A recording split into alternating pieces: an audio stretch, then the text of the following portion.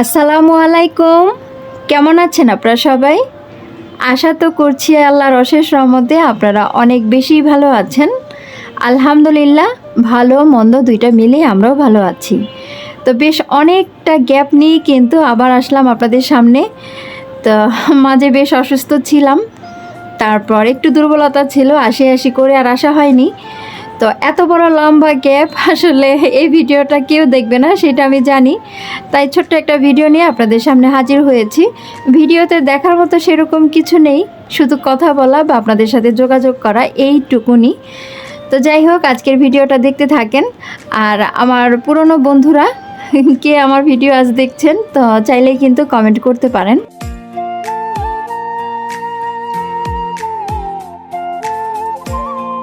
গাছের পরিচর্যা থেকে ভিডিওটা শুরু করেছি ঠিকই, তবে সকালটা কিন্তু এখন হয়নি। তো সকালবেলা ঘুম থেকে উঠে বাচ্চাকে স্কুলে নিয়ে গিয়েছি, সেখানে লম্বা 3 ঘন্টা সময় বসেছিলাম। তারপর বাসায় এসে নাস্তা সেরেছি, তারপরে যে আমার গাছপালার দিকে একটু নজর দিলাম।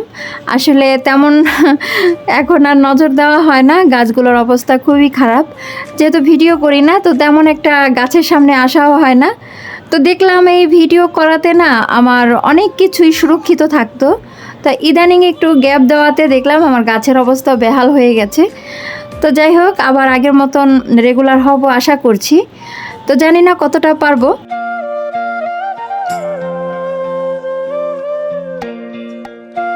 আমি জানি আমার আজকের ভিডিওটা খুব একটা কারো মাঝে পৌঁছবে না, তারপরে 2-1 জন যারা দেখছেন আমি জানি এর মাঝেও কিন্তু আমার কিছু প্রিয়জন আছেন।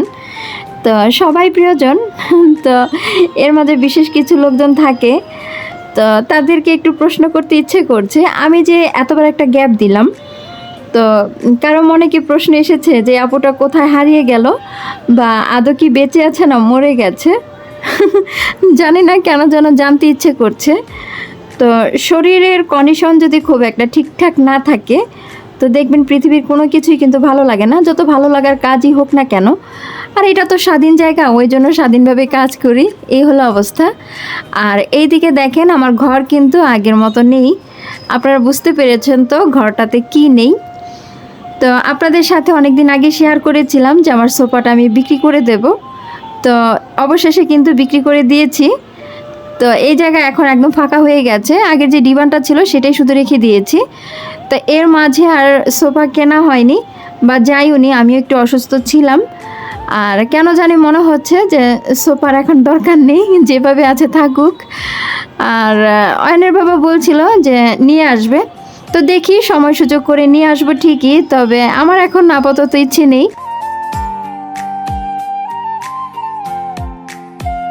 ইউটিউবে প্রায় ভিডিও দেখি হান্ডি মটন রান্না বা বিরিয়ানি রান্না করে মাটির হাঁড়িতে, ইত্যাদি ইত্যাদি ভিডিওগুলো দেখলে কিন্তু আমার বেশ ভালোই লাগে।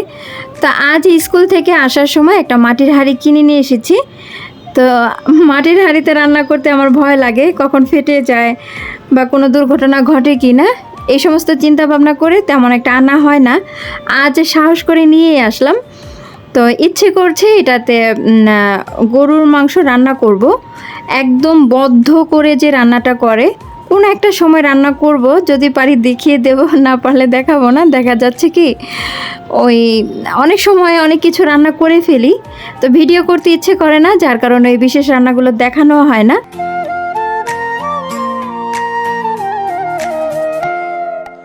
আপনারা যারা মাটির হাঁড়িতে রান্না করে খেয়েছেন, তো তারা চাইলেই কিন্তু আমাকে একটু জানাতে পারেন একটা হাঁড়ি ঠিক কয়বার ব্যবহার করা যায়। আমি যেহেতু একটু ভয় পাই, তো এই হাঁড়িটা এই যে ধুয়েছি ঠিকই, তার পরবর্তীতে দেখলাম কি এই যে সাদা সাদা কি যেন একটু ভেসে ভেসে উঠছে, একটু মনে হচ্ছে সাবানের ফেনার মতো, কিন্তু আসলে তা না।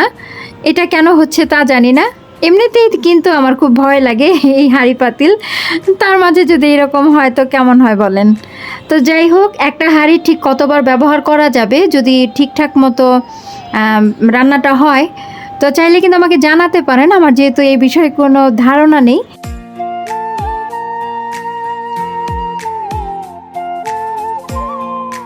আমি যে এখানে কাজ করছি, আপনারা কি বলতে পারবেন কেউ যে ঠিক কতদিন ধরে এখানে আটকে আছি? একটা সময় কিন্তু ফেসবুকে অনেক বেশি ছবি আপলোড করতাম বা মনের ভাবগুলো প্রকাশ করতাম। যবে থেকে চ্যানেলটা ওপেন করেছি তখন থেকে কিন্তু আর ফেসবুকে সেরকম আর কোনো কিছু আপলোড করা হয় না। তো এই জায়গাতে প্রায় 2 বছরের উপরে হয়ে গেছে আমি এখনও পর্যন্ত আছি। যদি বলতে চান কেউ যে বা জিজ্ঞেস করেন যে আপু তুমি এখান থেকে কি পেয়েছো, সত্যি বলতে এখান থেকে কিছুই পাইনি। যতটুকু পেয়েছি সেটা হলো নিজের ভালো লাগা। এই যে আপনাদের সাথে ভালো মন্দ কথাগুলো শেয়ার করি, এটাও কিন্তু একটা ভালো লাগার জায়গা। তো এইটুকুনি, এর চাইতে বেশি কিছু না। তবে আমি দেখেছি এই জায়গাতে যারা খুব বেশি কিছু পাওয়ার আশা করে আসে তারা কিন্তু টিকে থাকতে পারে না, কারণ লাভ ক্ষতির যদি হিসেব করা হয় তখন সেখানে কিন্তু একটু স্বার্থ কাজ করে। আমি যেহেতু এই জায়গাটাকে ভালো লাগার জায়গা হিসেবে নিয়েই কিন্তু এসেছিলাম, ওই ক্ষেত্রে কিন্তু আমার এখনও পর্যন্ত তিক্ততা আসেনি। তবে প্রায়ই বলতাম যে বলিও যে এখান থেকে চলে যাব। কেন বলি, ওই যে রেগুলার ভিডিও আপলোড করাটা, তারপর মেনটেন করা, এই বিষয়গুলো অনেক সময় হয়ে ওঠে না, যার কারণে এই কথাগুলো বলি। তবে ভালো লাগার জায়গাগুলো আসলে ছেড়ে যেতে খুব কষ্ট লাগে, অনেকে ছেড়ে গিয়েছেও। তো আসলে জীবনটাই এরকম, আসা যাওয়ার পাল্লা চলবেই, কেউ এখানে চিরস্থায়ী না। তো যাই হোক, এই যে দুপুরে রান্নাবাড়া করছিলাম, তো দুপুরে মাছ রান্না করব ভেবেছিলাম, একটু ভাজি করব, ডাল রান্না করব। তো এর মাঝে কিন্তু আবার মন পরিবর্তন হয়ে গেছে, মাঝে যেহেতু একটু অসুস্থ ছিলাম, তা কেন জানি ভর্তা খেতে ইচ্ছে করছিল।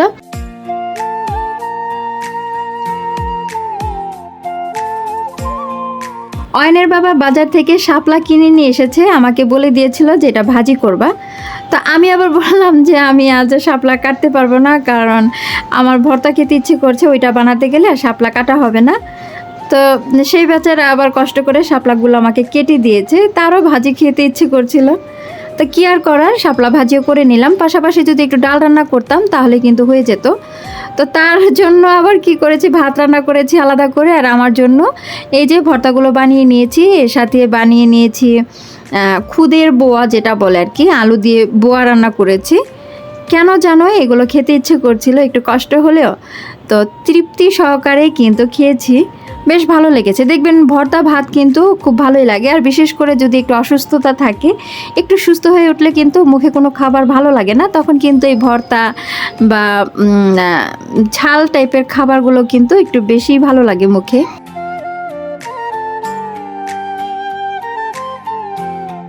আমরা অনেকেই কিন্তু বলি যে খাবারটা আসলে কোনো ব্যাপার না। আসলে দেখবেন পৃথিবীতে আমরা যত কষ্ট করি না কেন, এই খাবারের জন্যই কিন্তু করি।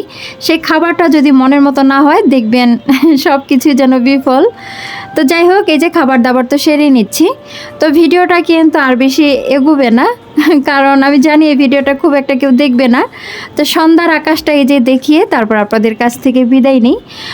মনে হচ্ছে ঝড় বৃষ্টি কিছু একটা হবে, ওই জন্য মেঘটা এইভাবে সেজে আছে। তো যাই হোক, আল্লাহ তাআলা যদি আমাকে ভালো রাখে, সুস্থ রাখে, সর্বদিক যদি ঠিকঠাক থাকে, তো পরবর্তী ভিডিওতে আবার কথা বলবো, আপনাদের সামনে আসব। সেই পর্যন্ত আপনারাও ভালো থাকবেন, নিজেদের খেয়াল রাখবেন। আজকের মতো বিদায় নিয়ে নিচ্ছি। আল্লাহ হাফিজ, আসসালামু আলাইকুম।